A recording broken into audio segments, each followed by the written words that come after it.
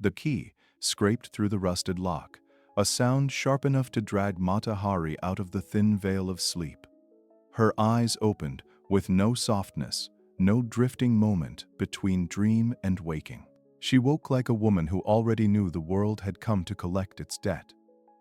The cell's darkness pressed against her skin, heavy and cold. Dampness clung to the air, carrying the mossy smell of stone and the metallic edge of old fear. She inhaled slowly, letting the chill settle inside her chest. It reminded her she was still alive. For now, she sat up with deliberate grace, as if she were preparing for a performance rather than judgment. Even in a prison, even in the final hours of her life, she behaved like a dancer. Her spine straightened, shoulders rolled back, chin lifted. She had been stripped of everything else, but not of dignity. That remained hers until the end. Rain whispered against the courtyard outside, soft and steady. It was nearly dawn. Paris was waking, indifferent to her fate. A train groaned in the distance, wheels grinding over steel. Somewhere, a bakery door opened with a muffled thud. Life continued. That was the cruelest truth of all. The world would march forward without her. A lantern flickered on the wall, its weak flame shivering with each shift of air. She watched it dance, its brightness too fragile to conquer the deep shadows swallowing the corners of the cell. It reminded her of herself. Light surrounded by darkness, refusing to go out too early. Today was October 15th, 1917. Her last morning. The guards would come soon, delivering the final script of her life, one she had not written, but was condemned to perform. She inhaled slowly, preparing her heart for the end she could not escape. The truth of her situation was simple. She had been convicted of espionage for Germany. The court claimed she was Agent H-21, a master spy who caused the deaths of thousands. It was a story crafted not from evidence, but from wartime fear, political desperation, and misogyny. She knew the truth. She had never betrayed France. She had never held secret documents, decoded messages, or passed military plans. She had been foolish, yes, too trusting, too hopeful, too entangled with powerful men. But a spy? No. Yet the men in uniform, the judges, the press, they saw only what they wished. An exotic dancer with foreign roots, many lovers, financial troubles, and an independent spirit. They decided these traits added up to treason, and so the sentence was sealed. She would die, not because of what she had done, but because of what they needed her to be. As the echo of boots approached down the stone corridor, she did not pray. She was not a woman of prayers. Instead, she closed her eyes and allowed her memories to surface, one by one, like ghosts returning for a final bow. She saw herself as a girl in the Netherlands, walking to school in a starched dress. Her father had adored her then, treating her like a small queen. She believed the world was safe, that joy was her right. But that illusion was shattered when her father lost everything in financial ruin. Her mother's death soon followed, and Margaretha, before she became Mata Hari, learned how quickly love could collapse. Relatives took her in, but the warmth of a family home never returned. She grew into a young woman who understood rejection, instability, and the need to survive on her own terms. Those early fractures shaped every version of her that came later. At 16, she enrolled in a teacher's training college. She had wanted stability, a path toward independence, but the headmaster's unwelcome advances derailed her future. When she resisted him, she, not he, was punished, expelled. Disgraced, she became another woman ruined for protecting her own body. That injustice settled deep in her, teaching her a lesson she would never forget. Men held power, and women paid for it, desperate and directionless. She answered a newspaper advertisement from a Dutch colonial army captain named Rudolf MacLeod. He was older, stern, but he offered marriage and escape, two things she believed she needed. She agreed. Perhaps she hoped affection would grow. Perhaps she simply needed a way out. In 1897, she boarded a ship to the Dutch East Indies, believing a new world would heal the wounds of the old one. She had no idea she was stepping into another storm. Life in the Dutch East Indies was not the paradise she imagined. The heat pressed down relentlessly, thick with insects and the smell of spice. Her husband turned out to be violent, jealous, and unpredictable. Their home rang with arguments and the sound of slammed doors, yet moments of beauty existed too. She learned local dances, absorbing their rhythms and ceremonies. She wore bright sarongs, walked barefoot on warm earth, and felt, for brief moments, like someone new. Then tragedy struck. Their young son, Norman, fell gravely ill after a mysterious poisoning incident involving another family. He died in agony. The grief fractured what little remained of the marriage. MacLeod drank more, raged more, and blamed her for things she had never done. When she finally fled, she did so alone. Her husband kept their daughter, Margaretha, returned to Europe empty-handed, heartbroken, and determined never to be powerless again. Paris.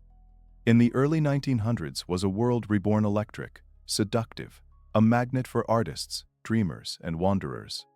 Margaretha arrived with almost no money, no profession, and no family. But she carried something else. A fierce will to reinvent herself. Slowly, she crafted a new identity, piece by piece, the way a dancer assembles a costume. She studied the movements she had learned in the East Indies and rewove them into something theatrical. She created a story for herself, a sacred dancer trained in the temples of Java, a priestess of ancient secrets, a woman of mystique. None of it was truly accurate, but it did not need to be. Paris wanted dreams, not truth. She gave them the exact illusion they craved. And so, Mata Hari was born. Her name, meaning the eye of the day, in Malay would soon become known across Europe. Her debut performance took place in 1905 in a small museum in Paris. She stepped onto the stage barefoot, draped in shimmering veils that caught the light like morning mist. The room fell silent. As she began to dance, her movements slow, fluid, and hypnotic, the audience was entranced. When she let the veils fall, one by one, it did not feel obscene. It felt ceremonial, almost spiritual. She transformed the act of removing clothing into a story of rebirth. Word spread rapidly. Within weeks, she was the most talked about performer in Paris. Wealthy men lined up for invitations. Artists begged to paint her. Newspapers wrote about her as if she were a goddess walking among mortals. For the first time in her life, she felt powerful, truly powerful, not because a man had granted it to her, but because she had created it herself. Yet fame brought complications. Some adored her.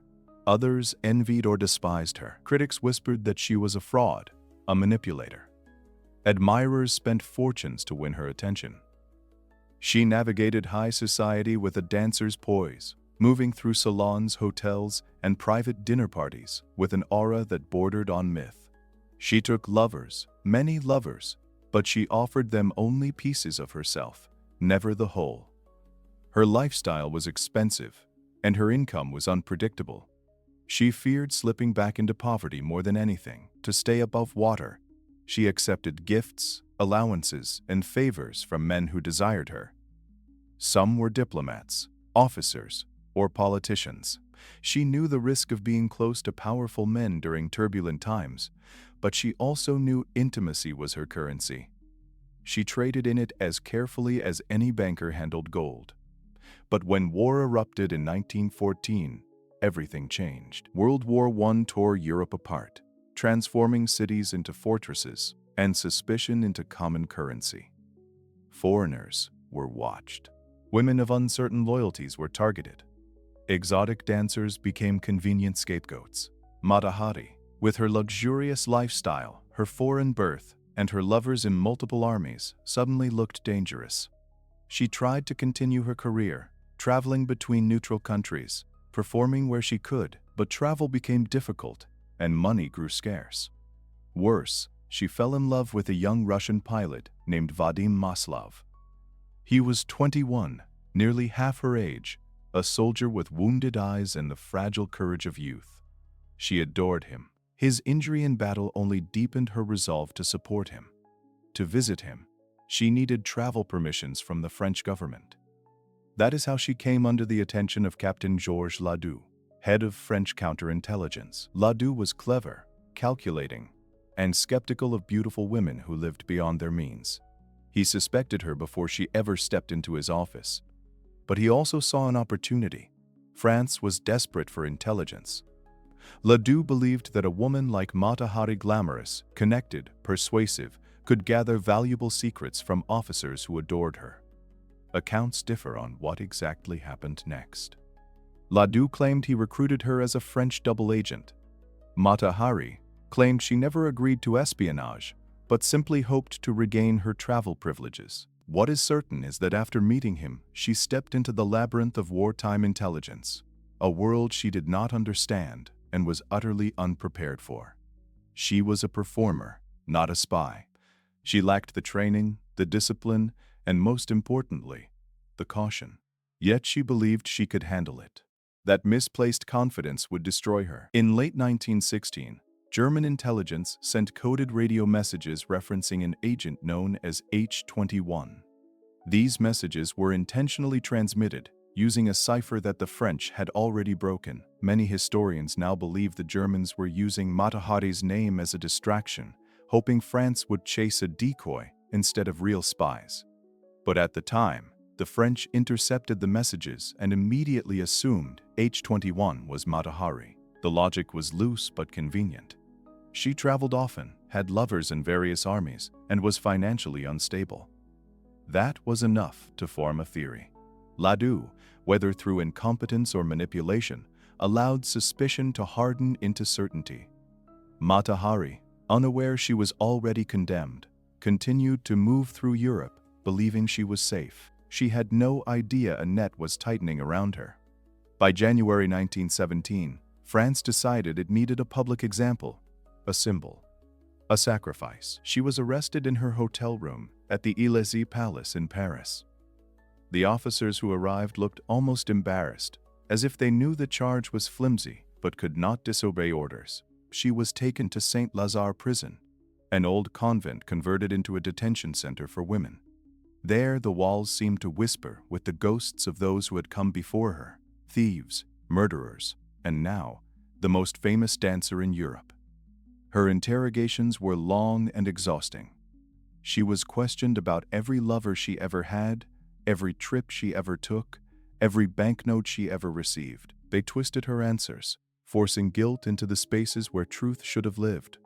She denied being a spy.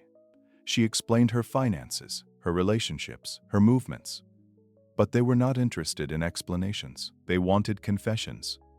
The more she fought the accusations, the more determined they became. Her trial began in July 1917, held in a closed military courtroom. The public was barred, but the press waited, like vultures outside. The prosecution presented no concrete evidence, no secret documents, no intercepted codes linked to her directly, no witnesses who saw her pass information. Instead, they offered innuendo, her exotic dances, proof she was manipulative. Her lovers, proof she was deceitful. Her financial struggles, proof she was desperate enough to sell secrets. The judges, all military officers, viewed her lifestyle with moral disgust. They believed her independence was improper, her sensuality dangerous, her foreignness threatening. Her defense lawyer, Clunet, tried desperately to argue that seduction was not espionage, but he was speaking to men who had already decided who she was, an enemy. After 2 days, the verdict was announced. Guilty. Death by firing squad. In the weeks that followed, she waited in her cell at Fort de Vincennes. Each day felt stretched thin, like fabric pulled too tight. She wrote letters to her daughter, though she did not know if they would ever be read.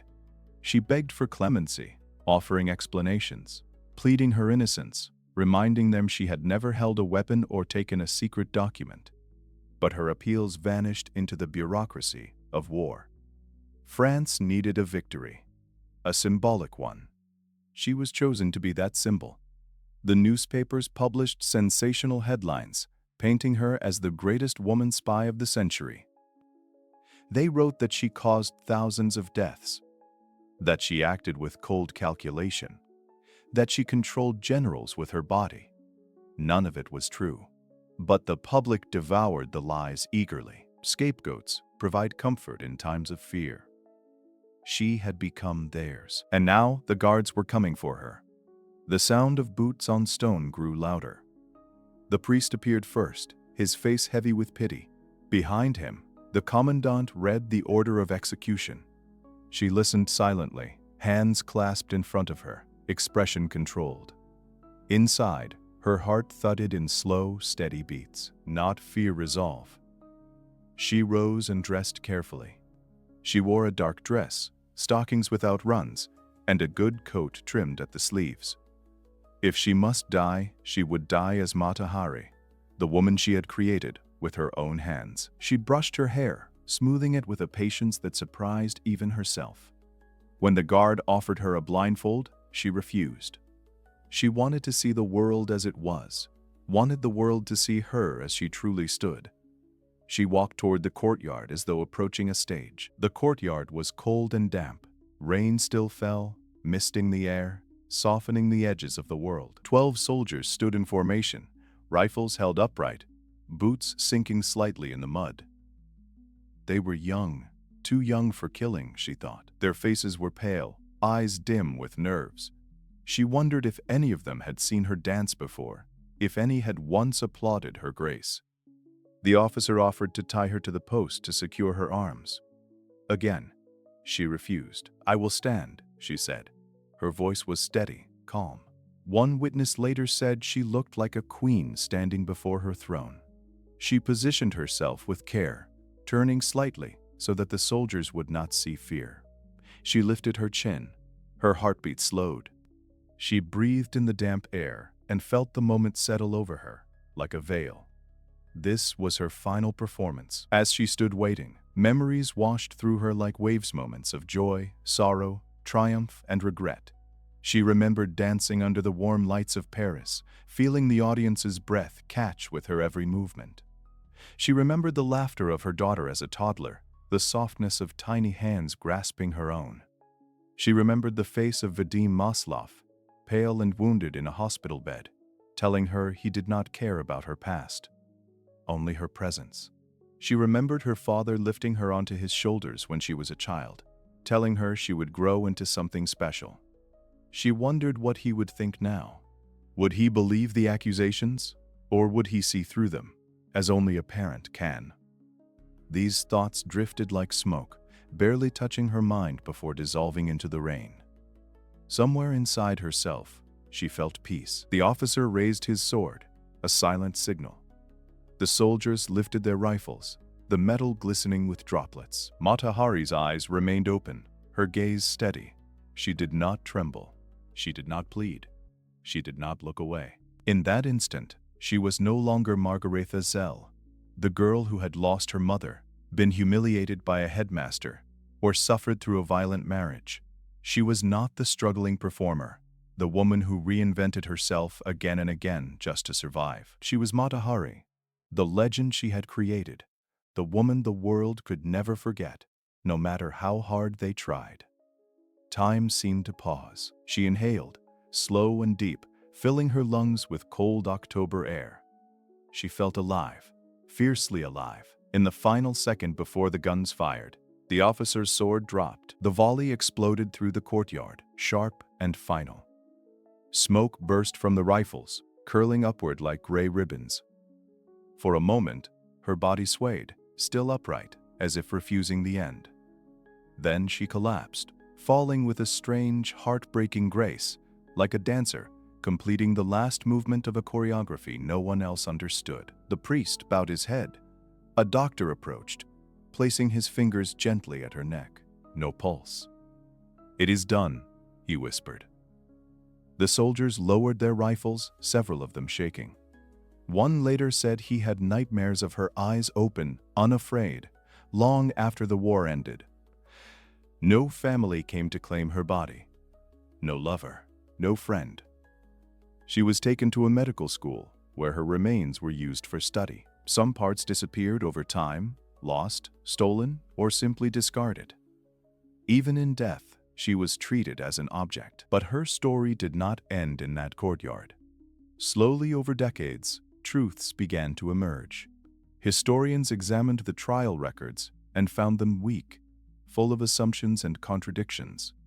Intelligence officers from various countries later admitted there was no reliable proof she had ever passed secrets.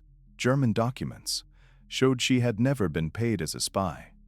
French reports revealed their desperation to find a scapegoat after devastating losses in the war. She had been condemned based on character, not evidence. Her sensuality, independence, and fame made her an easy target. The public believed the story because it fit their expectations. A seductive woman using her body to manipulate powerful men. It was a myth built on fear and fantasy. The truth was simpler and sadder. She was a dreamer caught in a storm. She never understood. Over time, many recognized her execution as a mistake, a tragedy. Mata Hari became a symbol, not of espionage, but of injustice. She represented how quickly society could turn on a woman who lived outside its expectations. She was punished for her freedom, her sexuality, her refusal to apologize for who she was. She became a cautionary tale, quoted in books, films, and lectures.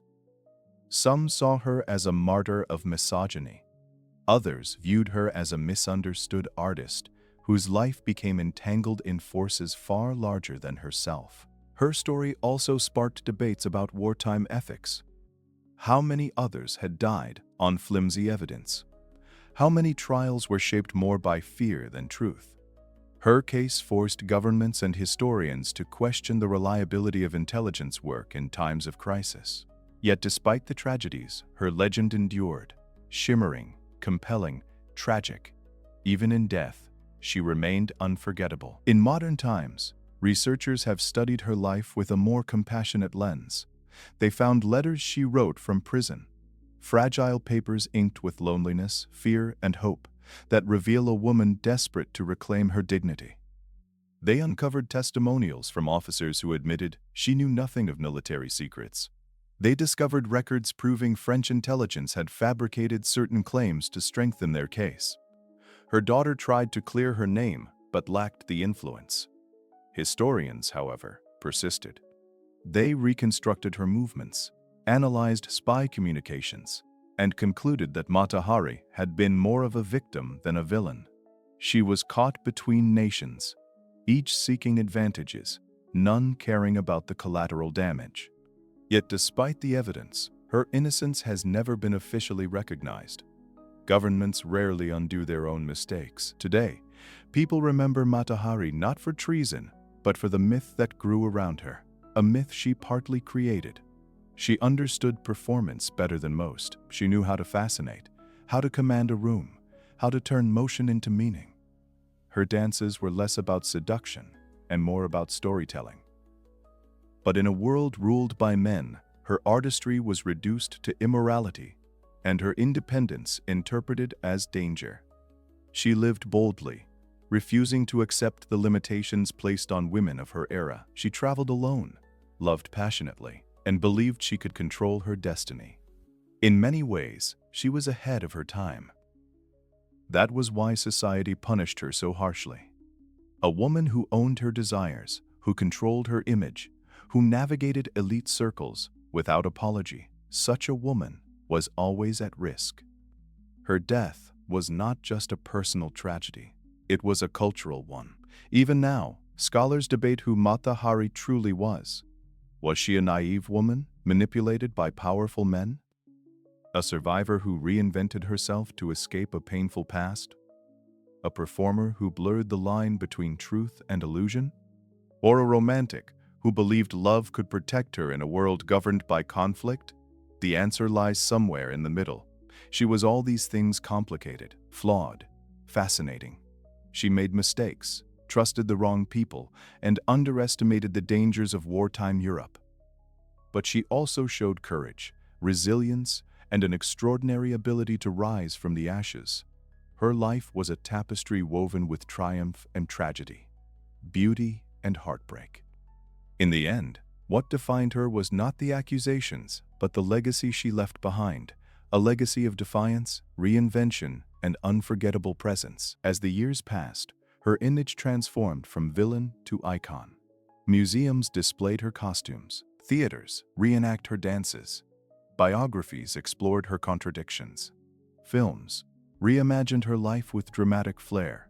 She became a cultural phenomenon, a symbol of allure and mystery. But behind the glamorous myth was a real woman, vulnerable and human.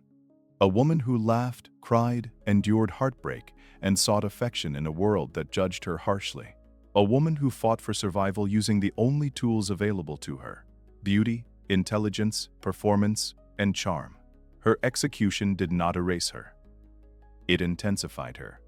She became immortal, not because of espionage, but because of the injustice of her death and the brilliance of her life. She remains one of history's most studied and misunderstood figures. Standing in the cold courtyard on that final morning, she likely understood none of the legacy she would leave behind. She did not know scholars would defend her decades later. She did not know her name would echo through history books and films. She did not know the world would one day view her as a symbol of the dangers of sensationalism and prejudice. She simply knew she was about to die.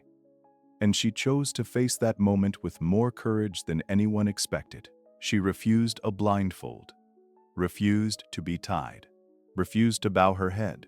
She stood with her eyes wide open, challenging the world to see her, not as a caricature, not as a scandal, not as a spy, but as a woman who deserved truth, dignity, and justice. That defiance became her most powerful legacy. Years after her death, writers uncovered a detail that captured the essence of her final moments. As she stood before the firing squad, just seconds before the order was given, she offered the soldiers a faint smile, soft, almost tender, not flirtatious, not mocking, simply human, a gesture of understanding, perhaps forgiveness, toward the young men ordered to kill her. The soldiers never forgot that smile. It haunted them, shaped their memories of the war, and redefined their understanding of courage. That single expression revealed more about Mata Hari's character than any document or court transcript. It showed her strength, her resolve, her refusal to allow others to dictate the terms of her final gesture. Even in death, she controlled the narrative for one last second. As historians pieced together her story, they found that her greatest crime had been her ability to captivate. Governments feared what they could not control. Societies feared women who defied conventional roles. And in times of war, fear becomes amplified. Her life, viewed in hindsight, serves as a warning about how easily truth can be distorted, how reputations can be destroyed, how myths can overshadow facts. She teaches us that history is not always written by the victors, but often by the loudest voices, voices that may not speak the truth. Her tragedy lies not only in her execution, but in how readily the world believed lies about her. And so, as the smoke cleared from the courtyard of Fort de Vincennes on that cold October morning, the world lost a woman who had lived more boldly than most of her time dared. Her life was a journey through reinvention, girl to wife, wife to wanderer, wanderer to goddess, goddess to scapegoat. But one truth remained unshaken. She faced her end without fear. She did not blink, did not turn away, did not collapse before the first bullet struck. She stood tall, dignified, unbroken. Mata Hari died at 41 years old, a victim of wartime paranoia and public hunger for spectacle. But she was also something more, a symbol of defiance, a masterpiece of self-creation. A woman who refused to disappear quietly. And though her body fell that morning, her story, mysterious, tragic, unforgettable, continued to walk through history with its eyes wide open. This video is a dramatized retelling of historical events based on available records and research. While every effort has been made to present accurate information, certain moments, dialogue, and emotional elements have been recreated for storytelling purposes. This content is intended for education and historical insight, not for promoting violence or misinformation.